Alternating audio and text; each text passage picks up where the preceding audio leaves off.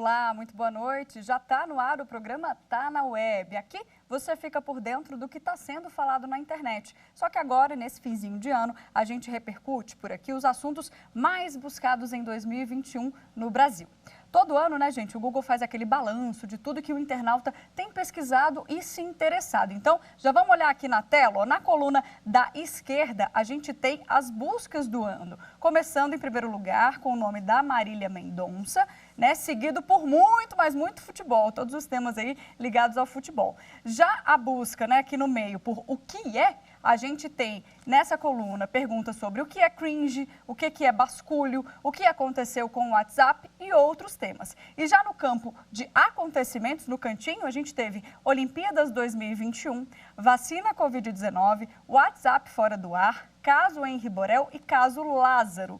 Muitos temas, né? Hoje, na retrospectiva das buscas, a gente vai falar sobre o acidente de avião que matou a cantora Marília Mendonça e outras 4 pessoas. Temos vários aspectos jurídicos para abordar a partir desse tema. No final do mês de novembro, a Comissão de Infraestrutura do Senado aprovou um projeto de lei que cria critérios para sinalização de linhas aéreas de transmissão de energia elétrica.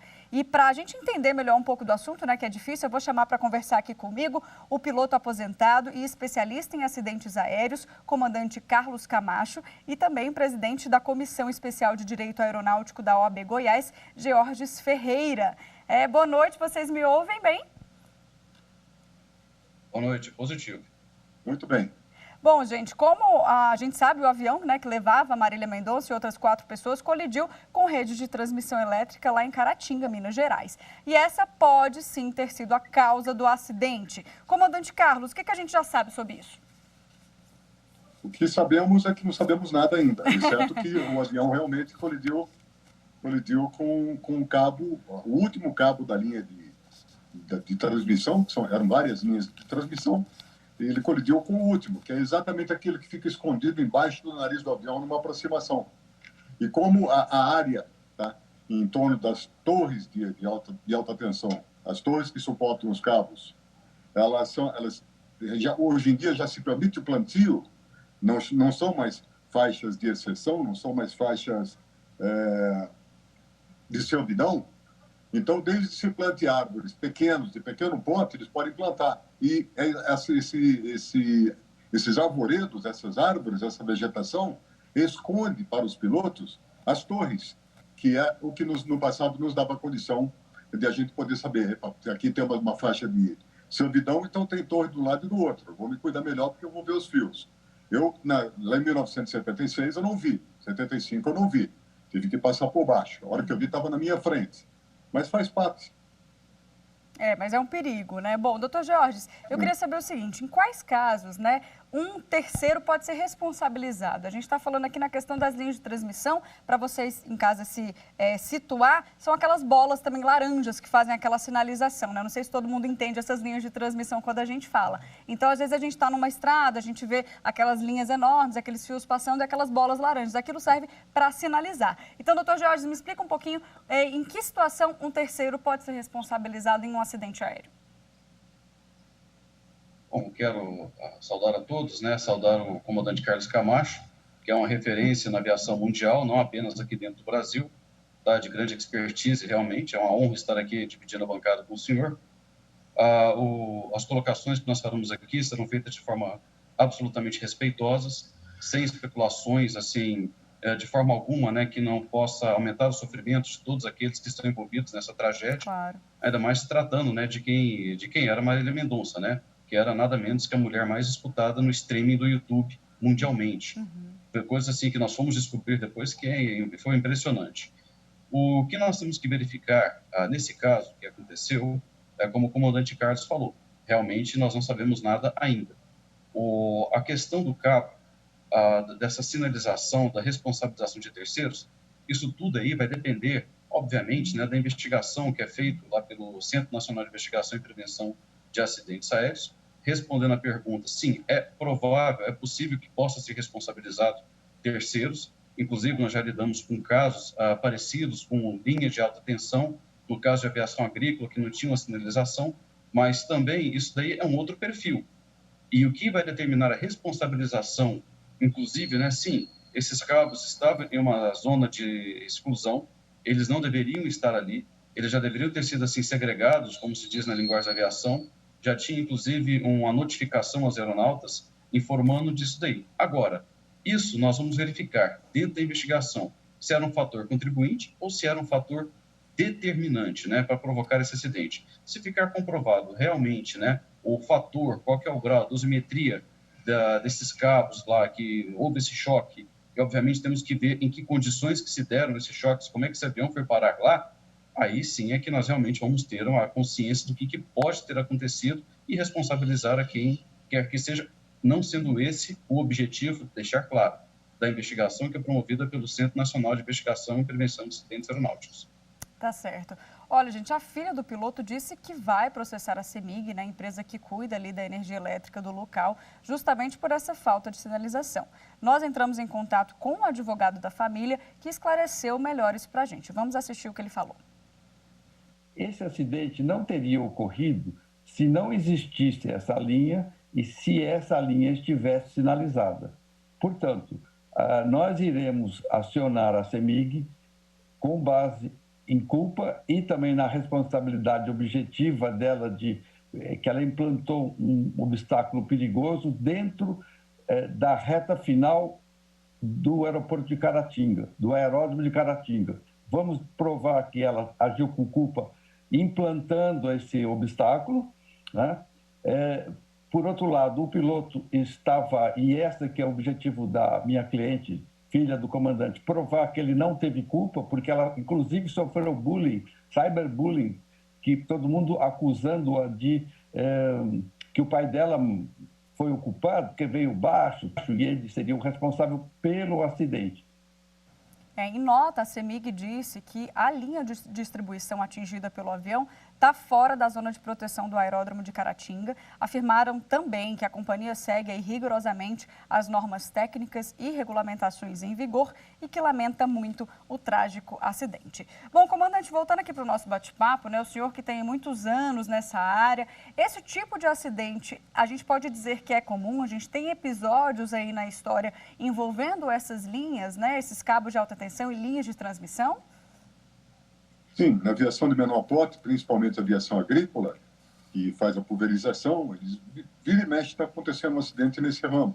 Porque o Brasil é um país rasgado de norte a sul, de leste a oeste, por linhas de tensão, de alta tensão, por torres de alta tensão.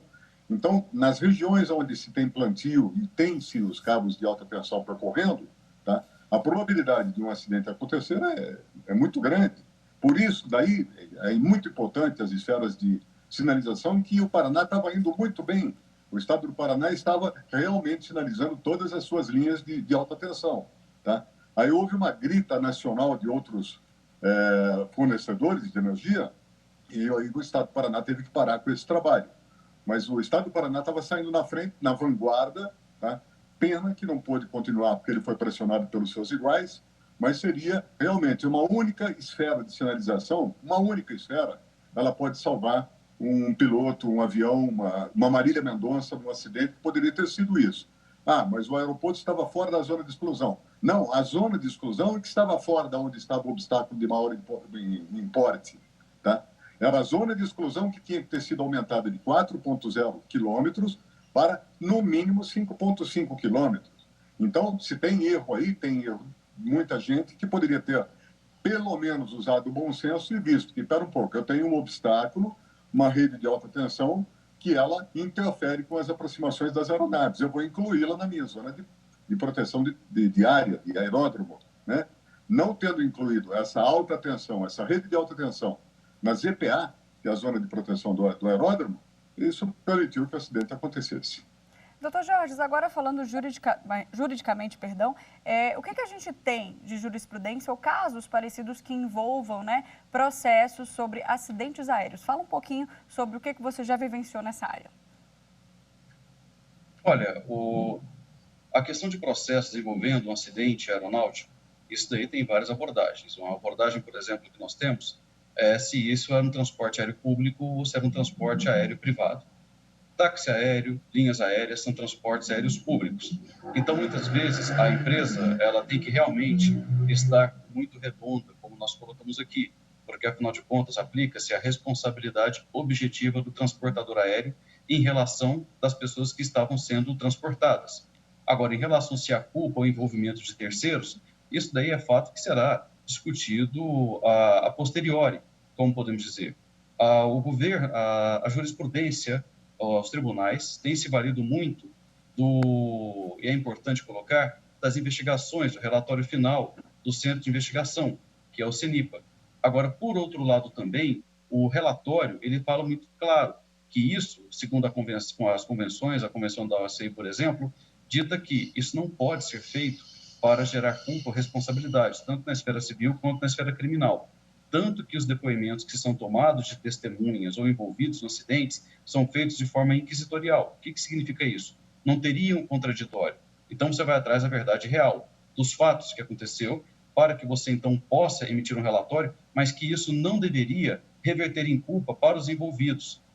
A culpa, o que você vai estabelecer, é dentro de um processo, seja ele criminal, seja ele civil, e dentro desse processo, então, é que as provas serão valoradas pelo juiz para determinar a responsabilidade, mas não em cima, obviamente, né, daquilo que foi o relatório final do CENIPA, porque senão isso macula as próximas investigações. E uma investigação de acidente aeronáutico, ela é extremamente complexa, é sempre surpreendente, muitas vezes, os resultados dessas investigações. É por isso que nós podemos dizer, olha, a linha de transmissão estava lá? Sim, estava. O piloto estava voando alto, estava voando baixo? Isso talvez não interesse o caso. Podemos ter tido uma falha, uma pane no motor?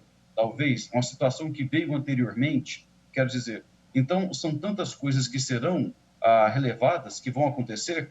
Por outro lado, no caso da companhia de energia, cabe, obviamente, elas têm seguro, elas contratam seguros também, inclusive para esse tipo de evento, e como bem o comandante Carlos falou, não é porque ela estava lá que ela poderia estar ou não, porque já tinha uma notificação de que ela não deveria estar. Aí nós temos um outro fato que é importante, que é a omissão do poder público, porque não acontece apenas ali. Nós temos, por exemplo, uma pista próximo da minha cidade, que bem na final, tá, foi construída uma torre de rádio. Assim, na final da torre, coisa assim de 200, 300 metros da cabeceira.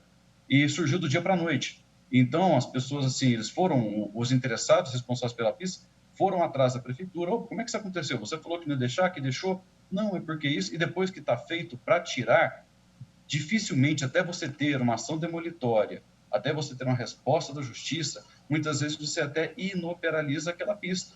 Então, nós temos realmente também a necessidade de que o poder público, ele venha a chamar a sua responsabilidade e agir, tá? Porque os pilotos, eu tenho certeza que obedecem com afinco à legislação.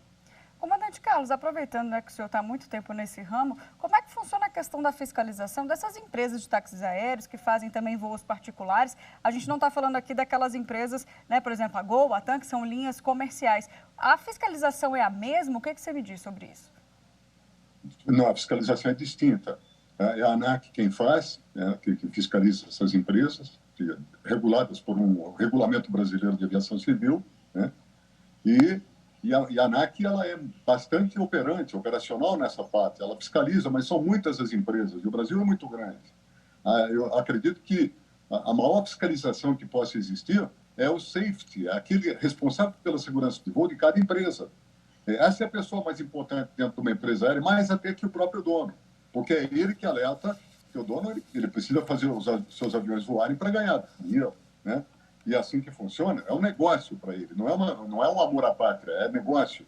Então, quem realmente alerta o seu presidente da empresa é o seu safety, é o seu segurança de voo, é o seu diretor de segurança de voo. Então, para mim, mais importante que os pilotos, mais importante que o dono da empresa, mais importante que o dinheiro é o responsável pela segurança de voo.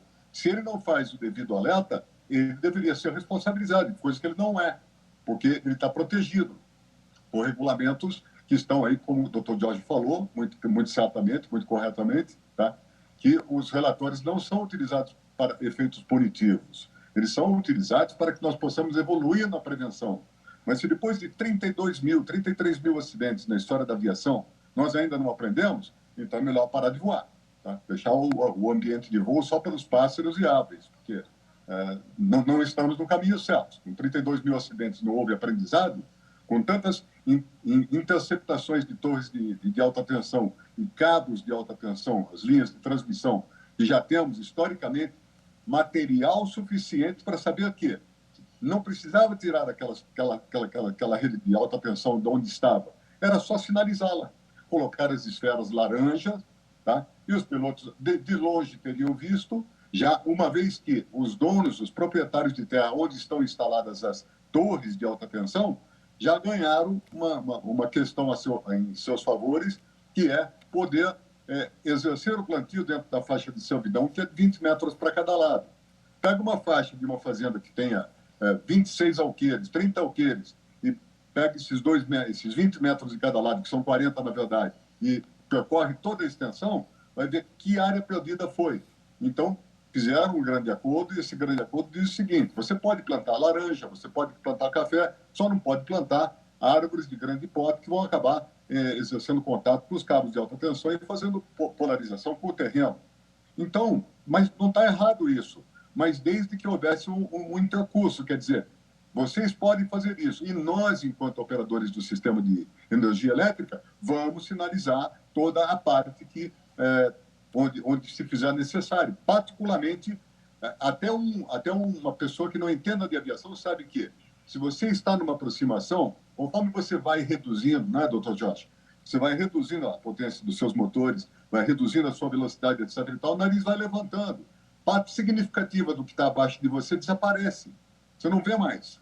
Então, ali pode ver que eles pegaram o último cabo, ou prenderam o cabo de cima para baixo. Tá? E ali o motor enrolou, o motor foi arrancado, e aí o acidente se deu. Sim. Eles caíram pranchados, eles caíram chato. Não teve nenhuma colisão frontal, bateram em alguma coisa. Não, o avião caiu chapado. Tá?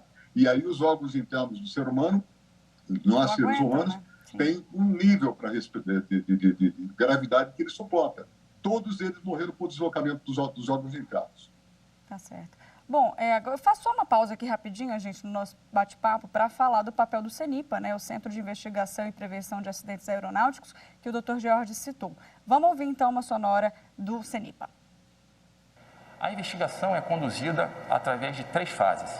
A primeira fase é a coleta de dados, a segunda fase é a análise de dados, normalmente a mais demorada, e, por último, a emissão de relatório. Como isso é processado dentro da nossa investigação? Sempre que acontece um acidente aeronáutico, ou como nós chamamos, ocorrência aeronáutica, com aviação de pequeno porte, o que é pequeno porte? Aviação agrícola, aviação particular, aviação de táxi aéreo. As 2 primeiras fases, a coleta de dados e análise, é realizada pelos serviços regionais dentro da sua área de jurisdição. No caso do último acidente, que infelizmente vitimou a cantora Marília Mendonça, o estado de Minas Gerais é dentro da área de abrangência do CENIPA 3, a equipe do CENIPA 3 de pronta resposta se deslocou para o local do acidente e o CENIPA 6, localizado em Brasília, simultaneamente foi na cidade de Goiânia recolher a amostra do combustível que estava abastecendo a aeronave, plano de voo, manuais de manutenção e demais dados de manutenção daquela aeronave. A última fase da investigação é realizada pelo CENIPA, onde nós temos os investigadores mais experientes aqui em Brasília. A gente ouviu, então, né, o papel do CENIPA, o Dr. Jorge até citou aqui, né, extremamente importante, né, doutor, esse centro de investigação, para a gente realmente saber o que aconteceu nesses acidentes aéreos, né, que é muito difícil. Olha, o que eu coloco para você é o seguinte: o CENIPA, como órgão de investigação de acidentes aeronáuticos no Brasil, e também faz parte do sistema CIPAER, que é o sistema de prevenção de acidentes como um todo, né, que envolve aí vários órgãos, envolve a ANAC, Força Aérea. Tá? Talvez o Brasil tenha, se não for o melhor, né, com certeza está entre os 2 ou 3 melhores centros de investigação do mundo, nesse quesito daí. Tá? Os nossos profissionais são altamente qualificados, são altamente, como é que assim, eu acredito, né, que sejam totalmente imparciais nessa questão. Agora, o que acontece realmente no caso como esse é uma exaltação muito grande. As pessoas perguntam: é seguro andar no avião pequeno? Tem gente que fala: olha, é tantos 1000% menos seguro andar no avião pequeno. Isso é uma balela tremenda. A aviação ela é segura. Uma empresa de táxi aéreo, por exemplo, ela é uma mini linha aérea. Ela praticamente tem que seguir os mesmos requisitos que é a Regulamentação Brasileira de Aviação Civil número 135, a quantidade de manuais, as fases de certificações, os programas de treinamento, os programas de manutenção, ou seja, então, é extremamente, assim, regulado, tá? A carga horária dos pilotos, e tudo isso daí também vai ser objeto de uma investigação. Quer dizer, isso aí não vai passar de toda forma indene. Agora, o que nós voltamos é sempre, temos que ter a cautela em relação àquilo que pode ou não pode ter acontecido. Uma investigação, ela sempre é demorada e também, né, ela vai aí muitas vezes trazer algumas surpresas. E o mais importante, se alguém aqui ousa pensar que a aviação ainda não é um meio de transporte seguro, eu sempre faço uma pegadinha para todo mundo legal, que é assim: quantas pessoas morreram de acidente de veículo hoje atropeladas em Brasília? Ninguém sabe. Quantas pessoas foram atropeladas hoje em São Paulo, morreram de acidente de carro em São Paulo? Ninguém tem a menor ideia. Por que um acidente aéreo, então, ele dá tanta comoção? Ele dá comoção porque isso se chama cultura de segurança, é sempre saber o que aconteceu. E se acontece um acidente no Acre, imediatamente no Rio Grande do Sul, todos já estão sabendo, todos vão comentar o assunto. E se você fala a matrícula da aeronave, que são aquelas 3 letras que ficam aqui no Brasil na aeronave, é muito provável que em qualquer lugar do Brasil todo mundo conheça a aeronave, quem que opera ou também quem é o piloto. Então, existe essa troca de informação muito grande. Então, eu afirmo aqui que pelo próprio trabalho que o CENIPA faz, pela própria prática que nós temos aqui dos operadores brasileiros, a grande maioria deles, é claro, podemos dizer que voar é muito seguro. Perfeito. Para a gente encerrar, tem uma curiosidade que eu quero que o comandante Carlos explique aqui sobre os controladores de voo, né? Em quais momentos que eles estão presentes e qual que é o papel do controlador de voo, comandante? Controlar aeronaves. Eles estarão exatamente onde eles são necessários, eles são exigidos. Naquela localidade da Maria Mendonça, por exemplo, não tinha controlador. Tá? Era um aeródromo, simplesmente um aeródromo operacional, estava operacional, mas não tinha controlador que pudesse lhes passar informações. Tá? Todo piloto que realmente é estudioso, interessado para transformar a aviação no segundo meio mais seguro de transporte, porque o primeiro é o elevador, viu, doutor Jorge? O primeiro é o elevador, depois vem o avião, realmente é o avião. Eu vivi 32 anos na aviação, só tive um acidente por culpa minha. Tá? Eu fui o responsável pelo acidente porque fiz uma avaliação precária. Né? Mas, perfeito, estou vivo, consegui viver. Falei, a partir de hoje nunca mais terei um acidente, nunca mais tive. Eu estou falando do ano de 1976. A senhora talvez nem tivesse nascido ainda. Verdade. Né? Com certeza não, né?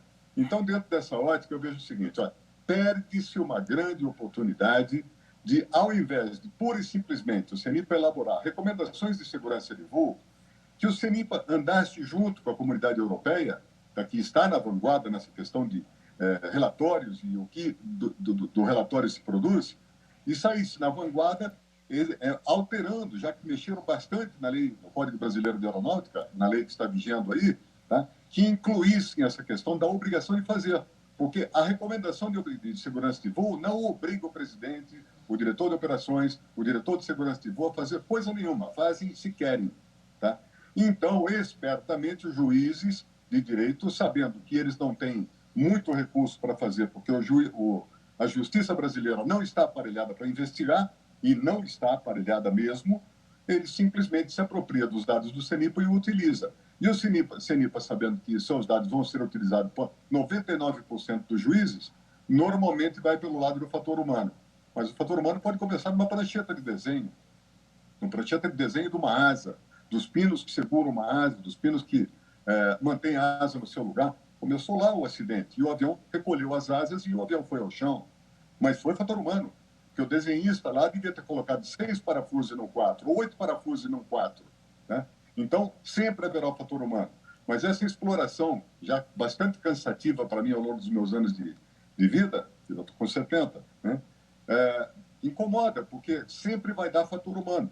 Vai chegar à conclusão que o piloto devia ter visto as linhas de alta tensão e, por não ter visto, ele acabou vitimando Marília Mendonça e outros. Tá certo, tá então essa a declaração, é a conclusão que vai né? se chegar. A opinião aí do comandante Carlos. Nosso tempo vai chegando ao fim, mas eu quero agradecer demais a participação aqui do senhor do programa. Muito obrigada. Muito obrigado, digo eu.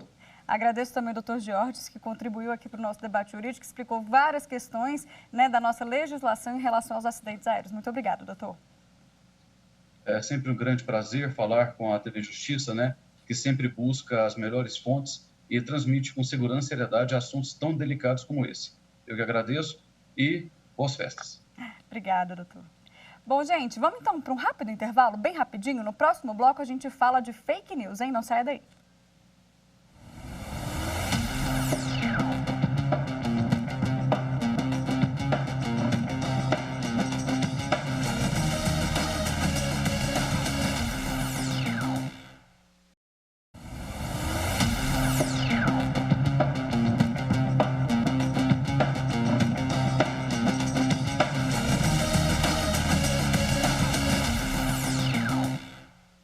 Estamos de volta. No segundo bloco do Tá na Web, a gente sempre fala de fake news, né? As malditas que estão sempre presentes nas redes sociais. Eu aproveito, então, para convidar você a olhar aqui no vídeo e visitar o nosso Instagram, porque toda semana a TV Justiça tem uma editoria lá chamada #EraFake, desmentindo as fake news que rodam pelas redes. E além do nosso canal no Instagram, né, se você não segue, aproveita já para seguir, na programação aqui na TV Justiça, a gente também tem um interprograma com especialistas que explicam o porquê da notícia, né, que está circulando aí ser falsa. Vamos conferir, então, dessa semana qual que é o tema? Pode rodar.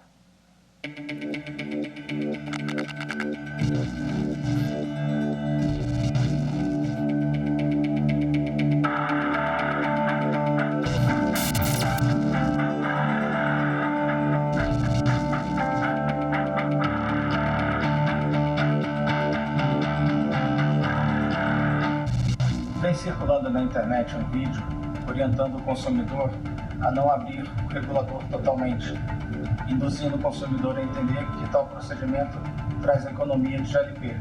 Isso não é verdade. O equipamento de consumo, o fogão, por exemplo, ele é projetado para um fluxo contínuo do GLP.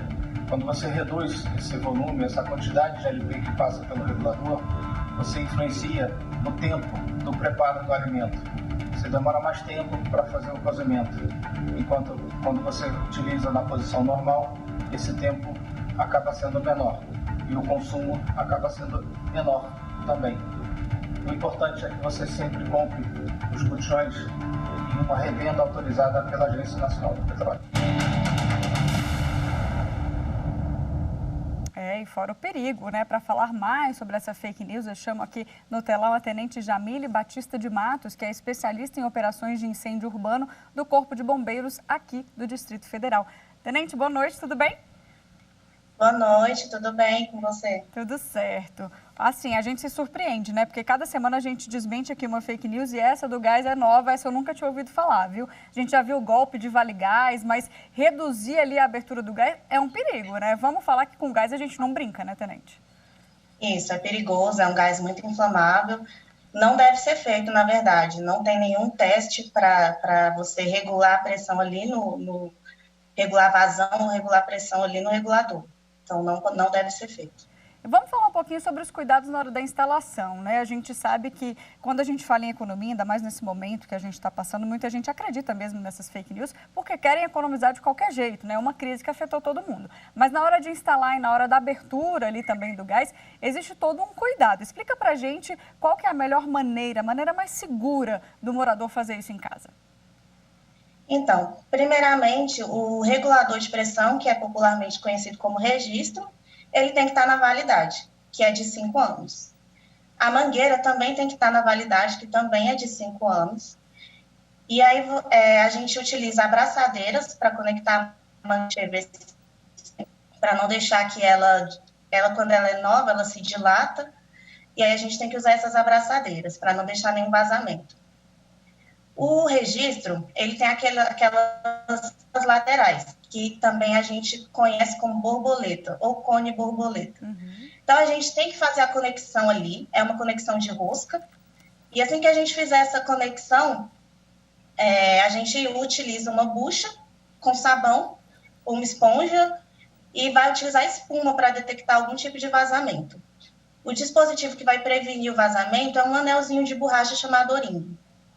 Então, esse é o cuidado na hora de instalar. Assim, Pode falar. Eu já tenho outra dúvida aqui. Tá. Na hora de rosquear o registro, utilizar só a força da mão. Tem muita gente que utiliza ferramenta, bate com martelo, alguma coisa assim.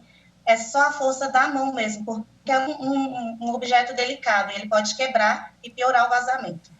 Tem gente que manuseia gás em casa, né? E eu sempre fui muito temerosa com isso, porque eu sei do perigo. E eu sempre ficava assim, poxa, será que está vazando? Será que não está? Então eu queria só que você repetisse, tenente, como é que a gente faz para descobrir um vazamento, né? Eu troquei ali. A melhor forma é molhar mesmo uma esponjinha com sabão. E o que acontece se estiver vazando, né? Essa espuma fica de alguma forma diferente, de algum formato diferente? Como é que a gente sabe que tem um vazamento?